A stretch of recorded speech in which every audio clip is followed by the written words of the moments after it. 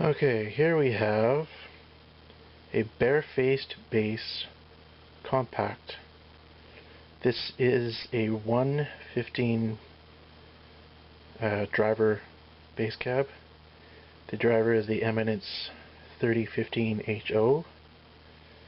Very good driver. It's built around, I'm assuming the cab is built around the driver. The thing that's really unusual about this bass cab is I can't think of another cab that's lighter than this. I weighed it the other day. It is 27.4 pounds, which is incredibly light for a 115 bass cab.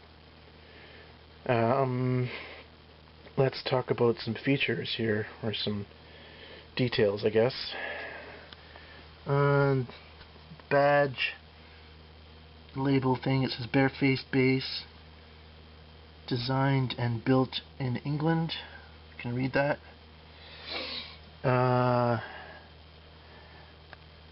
It's got very thin wood, which I assume is a big part of the reason why it's so light. And there are obviously things to me that are done to help save weight, or maybe just increase production speed, I'm not sure. If you can see, probably not, but the grill is just cut around the edge. Most grills are bent over a bit and then inserted and screwed in. This is just cut around the edge. To me, whatever saves weight, it's fine with me, as long as it does the job. I'm not rough with my gears, so that doesn't matter to me. One thing I don't really like is that the feet are very small. I like the big rubber, and they're very hard. It's very, well, there is a little bit soft, but I like soft, big feet because they absorb the sound better, and your cab is much less likely to move around the stage. One of the big drawbacks of a cab like this is that when it gets loud, the cab will move. And I've experienced that previously when I was playing in a club and it was quite loud and the cab was bouncing all over the place. But I didn't have anything on top of it, so if you put a decent sized amp on there, it won't move around, and I'm sure I'll figure it out. Okay, let's see what else we got here. I'll move it this way so you can see the strap.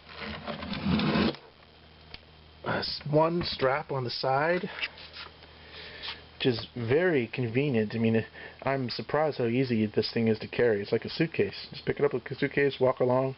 Very easy to carry. One of the easiest cabs I've ever had to carry. And I've had a lot of cabs. There's no strap on the top. I might actually add one just because there's really nothing to grab onto aside from that one strap. So it makes it difficult if you just want to move your cab on stage or whatever without, you know, it's a tiny bit awkward. It's just a little stupid complaint, but for me, I'll probably put a strap on the top. It's got the steel corners. And another thing I would probably change, again, is a little tiny thing, is it's got the screws that stick way out. And I wouldn't mind getting screws that are a little bit flatter, more flush. But that's really minor. That's more about just saving the upholstery in the car than anything. But the cover probably wouldn't make that much of a difference. The coating, some people have an issue with it. Personally, I don't have an issue with it. Some people have said that it marks up really easily. I've only had the cab for about 3 days, so I'm going to protect it the best I can and not worry about it too much. I know that I don't really like Tolex, and I know that I don't really like carpet, so not many other options.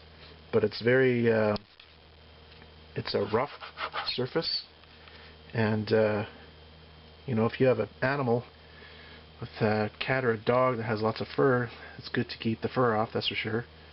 And I'm sure it'll stand up better than Tolex. So, and the other thing about this stuff, it's kind of like a Duratex, rhino lining, deck coating kind of stuff, is that you can buy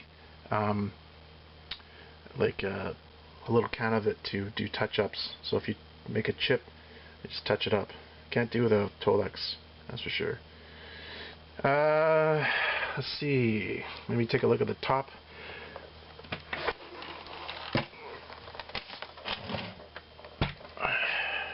So yeah, nothing on the top. As you can tell, this is a very narrow cab. Like, this is a very narrow cab. It's 13.5 inches deep. The other dimensions, it's 14.5 wide and 25.5 tall. So quite unusual for a 115 cab. But in my mind, it's great because I can stick it in the front seat of my Honda Civic, 97 Honda Civic. It fits no problem. Super easy to load in the car, especially being 27 pounds. And it's great that way.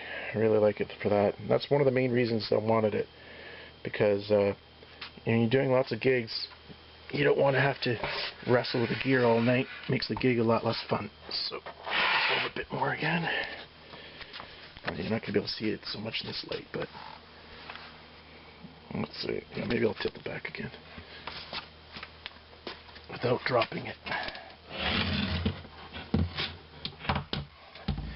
Anyway, for a 115 cab, I mean, I'm going to put a clip up to show what it sounds like, but there's already some other clips. But for my tone, I like a sort of a punchy, deep sound. I guess that's kind of opposite, but basically a cab with not a lot of highs. My sound is not a lot of high end.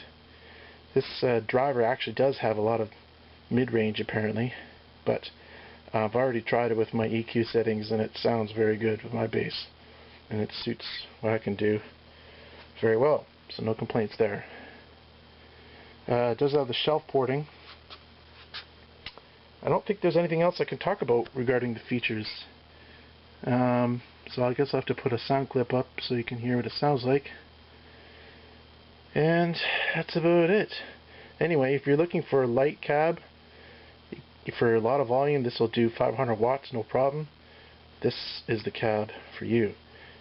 One drawback is it is at 8 ohms, so if you have one of those micro bass amps that's 500 watts, you're only going to get about 300 watts out of it. But for many people that's enough. But for me it's always better to have more than you need. So I'm going to use another cab with this. Not sure which yet. But maybe one of those new GK MBE 115s, I think.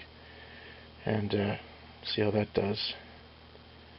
Alright, thank you very much for watching, and keep on the lookout for the sound clip.